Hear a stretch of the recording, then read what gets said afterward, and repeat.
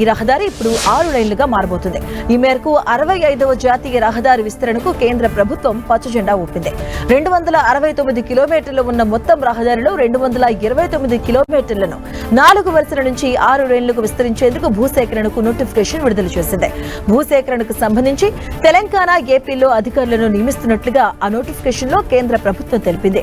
ఇందులో యాదాద్రి భువనగిరి జిల్లా చౌటుప్పల్ మండలంలోని 9 గ్రామాలు, నల్గొండ జిల్లా చిట్యాలలో 5, నార్కెట్పల్లిలో 5, కట్టంకూరులో 4, నకరేకల్లో 2, కేతపల్లిలో 4 గ్రామాలు, సూర్యాపేట జిల్లాలోని సూర్యాపేట మండలంలో 4, చెవ్వెంలలో 6, కోదాడ మండలంలో 4, మునగాల మండలంలోని 5 గ్రామాల్లో భూసేకరణ బాధ్యతలను అక్కడి ఆర్డీఓలకు అప్పగించారు.